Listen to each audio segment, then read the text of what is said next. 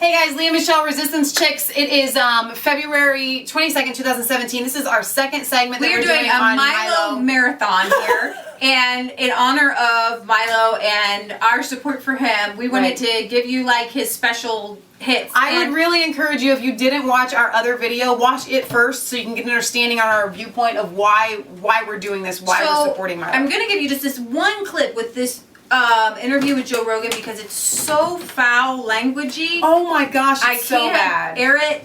And this is an interview where, in my opinion, Milo lays Joe flat on an issue of religion because he's a militant atheist. He laid him flat in every issue in a very respectful way. I have to tell you, Milo is incredibly intelligent. Like, he's really like genius level smart. But he's also, when he's talking to him, he gets to him. And the point of it is that he's trying to show Joe that Christians are on your team, so don't make fun of them and don't put them down. Right. All right. And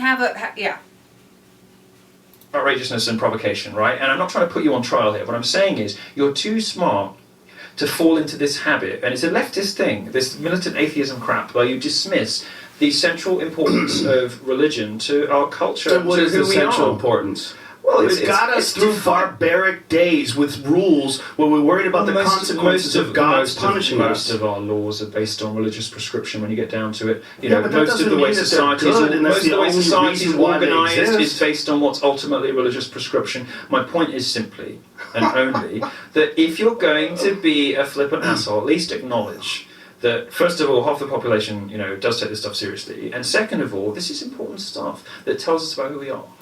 And he also says that your values and your beliefs are based on a Judeo-Christian. Right. We wish we could play more of this, but we can't bleep it out. It's just too And foul so mouth. this is going to offend pretty much everyone because, but I don't want it to. He says Catholics are right about everything, but just take and say Protestants, just go with this, okay? He went in other video. He was like, I guess I call myself a Catholic, and so, you guys gotta stop dividing. Just listen. This is really good. You want to listen to this. We're not Catholic, but we are okay with this. Not agree with me immediately on what I'd like to consider is the following proposition. Catholics and Christians more generally have been right about everything. Christmas and Christianity are worth fighting for. Why? Because Catholics in particular, and Christians generally, I mean, this does not offend us, and we're not Catholic. Just you go can read with it. into most of what I'm going to say Christianity more generally, but of course we'll be speaking about the purest and most excellent, best form of Christianity, which is Catholicism. There we go. I know a lot of our viewers are going to be upset about this. Papists in the audience. Good.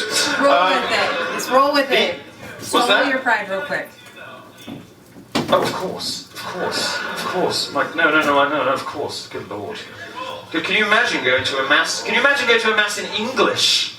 Oh, about 4 people know what I'm talking about, so let's move on. Christmas and Christianity are worth fighting for. They are. There's so many things we owe to religion as a debt of gratitude that the sort of smug Reddit atheists don't even know about, and don't like to admit and sort of like rage quit when you bring up. Now, I can't listen to many of these debts of gratitude. I want to sort of turn this into a bit of a pep rally for Jesus, just briefly, just briefly, just in 5 minutes. Rally for Jesus. Think about some of the things that Christianity has brought to Western civilization. Consensual marriage.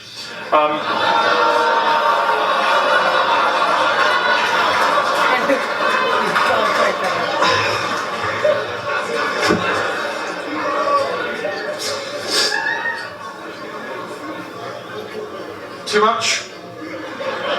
No, not too much. When I watched it on my phone, I didn't read that. In the 12th century, so you won't expect me to start a sentence like that, were you, with this on the screen? In the 12th century, marriage came to be counted as a sacrament by the Catholic Church, and as a sacrament it doesn't require a priest, only the agreement of the man and of the woman, which is the greatest protection ever given to women in the history of anything. That's amazing. I told this to Michelle.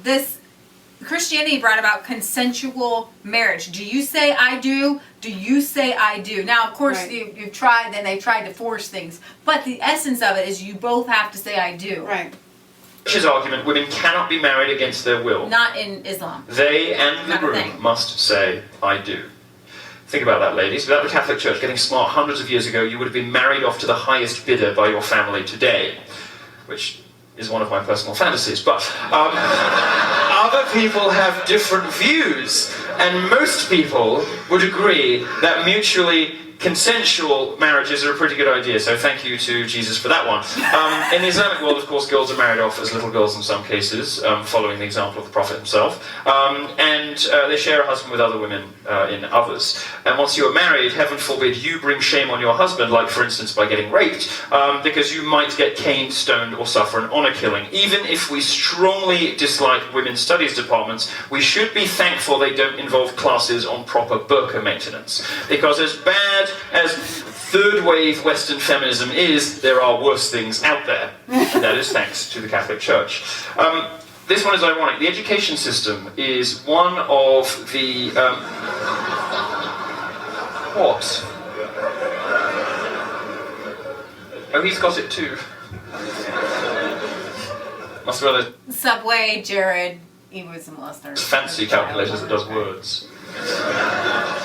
The education system is one of the most anti-Christian parts of America. You're existing in that system now. But it began life as a Christian endeavour. The first law in America to require general education was called the Old Deluder Satan Act.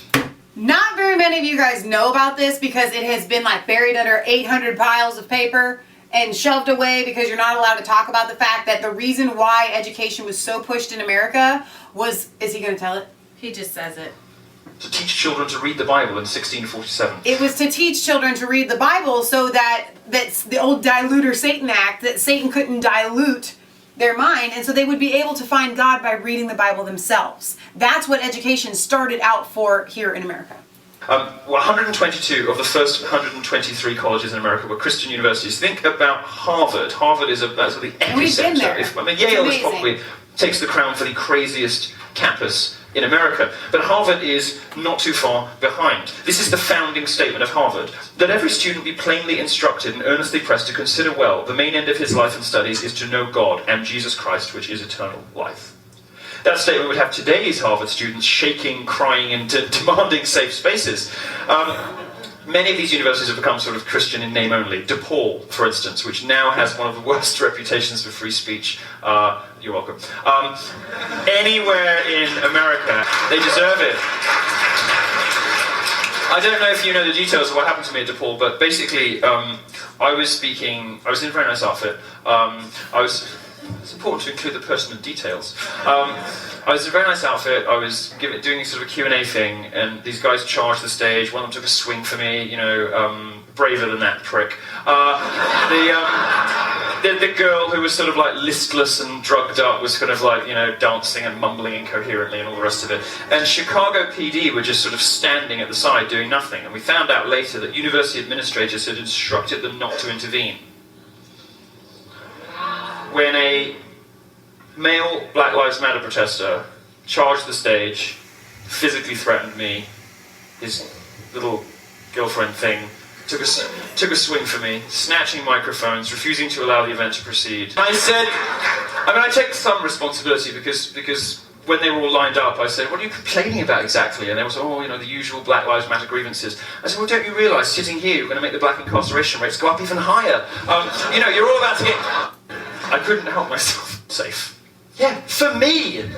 Residents have been hauled into the Vatican multiple times to explain why it is that DePaul, a private Catholic university, has some of the most enthusiastic abortion advocates anywhere in the country. Anyway, America owes higher education and education in general to the Christian tradition, like it owes capitalism. Capitalism would have been impossible without the Protestant work ethic, and this is the one thing that our slow relatives, the Protestants, have given us. Catholics, you see, as you can tell from their most fabulous proponents, are lazy, self-indulgent, and obsessed with getting drunk and pleasing themselves. Just kidding, because we just get to say sorry and it's all right. See, he makes this sort fun of of himself puritanical too, Protestant work ethic is the main reason capitalism flourished. Capitalism was not possible without Christianity. America would never have been possible without the Protestant work ethic, informing and enlarging the achievements of capitalism. And here's a controversial one, science. Now it's easy to look at a picture of Galileo and laugh when I suggest to you that the Catholic Church has been a good thing for science. And indeed there have been some hiccups. But Western science developed in the way it did in the first place precisely because Catholics believed that God created everything. Which means it's all worth contemplating as the work of the Creator. That's what the Catholic Church believed in the early scientists. So he's not an evolutionist? I don't know, I think he does believe in evolution, but I like the idea that he says here. It's believed that because the world had been created by God, it was worth inquiry, it was worth discovery, it was worth us finding out more about it. They weren't looking for the watchmaker, as some 17th and 18th century philosophers put it, but for the structure of the whole as a revelation of their maker. They wanted to find God in everything. And that's how science started.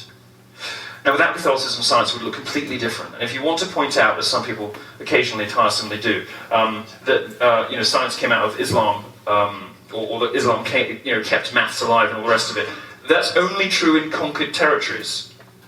It was Christians and Jews and locals from other places under the Ottoman Empire and under various other bits of conquest from our Middle Eastern friends that kept things like that alive. It's a myth that we had some sort of dark ages in Europe while the Islamic Empire was flourishing and keeping it all alive. It isn't really true. It's just who happened to be in power at the time. The people in those countries are the same. So, a little like Western Europe today, France and the UK, it's the same people, but it's, Muslims holding the levers of power. Now, no lecture on Christmas would be complete without at least one Bible quote, and here is Galatians. There is neither Jew nor Gentile, neither slave nor free, nor is there male and female, for you are all one in Christ Jesus. Well, the Bible here is arguing against identity politics. No, it is. I mean, they didn't know about it then. What they're effectively arguing for is a world not that dissimilar from the one envisaged by Martin Luther King. Identity doesn't matter because we are all equal human beings. Now, in their case, it's equal human beings under God. But it might similarly be equal human beings freed from the shackles of identity politics that insist on dividing us all by race, gender, sexuality. The most vibrant places on earth for the Catholic Church are in South America, Africa, and China, which is not really what you'd expect from a religion painted by the left as evil and white. It isn't. Why? Because of that. Now, separation of church and state.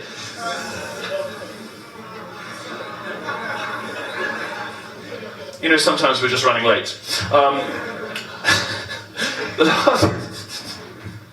This last one's especially ironic. Who'd imagine the Catholic Church practice what so many on the left used to fight Christianity today? The ACLU gets the star taken down off the Christmas tree. How? By invoking separation of church and state. And the local town has to crumble because ultimately they would lose. But the Catholic Church practiced precisely this. The Catholic Church has always been held separate from the countries and the kings that ruled over Catholics themselves. Emperors and kings had to answer to the Pope in some cases, but the Pope didn't always win. And Philip IV's humiliation of Pope Boniface VIII is a perfect example of this. An episode of history with which I know you will all be intimately familiar. The important thing is that the Church was separate from the country, and that's been the case in almost all Christian countries for most of history. Protestants changed that, I have to tell you. Leaving the religion of a land up to its rulers. And this is what happened when you got rid of the Pope. This is Henry VIII. Kings wanted to start being the head of the religion. We're smarter than that. We realised that this was a good thing. So the mingling of government and religion, which is a predictable nightmare, works about as well as Obamacare, is something that only happened after you wandered off the one true path. Now, Catholics are also right about birth control and abortion, which we'll save for another day. And capitalism, as I said, would have been impossible without Christianity. But I'll leave you to Google those things to annoy your thin-skinned atheist friends. Okay, cancel.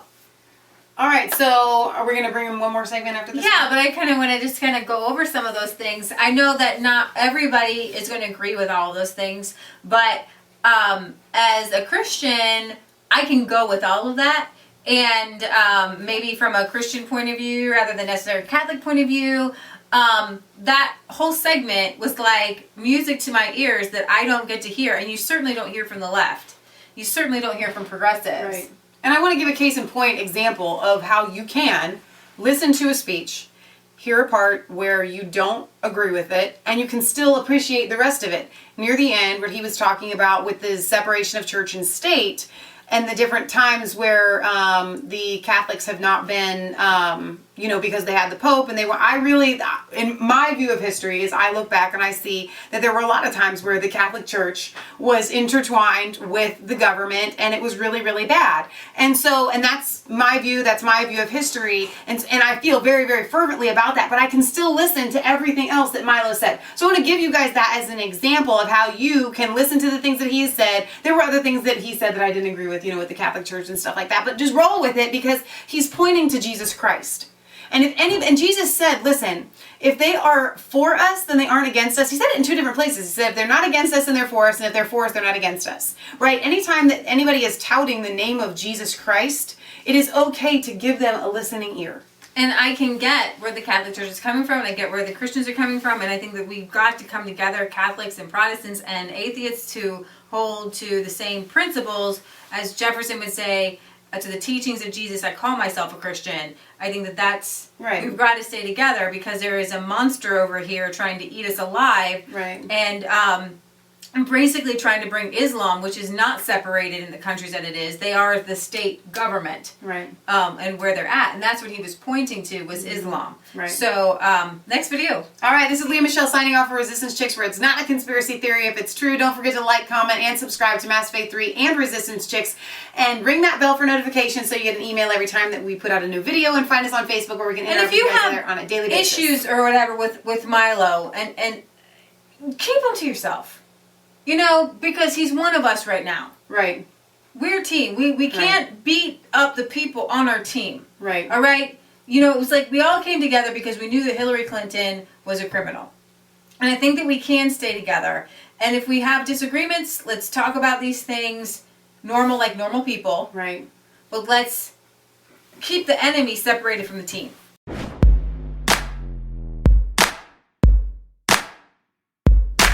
I was cold.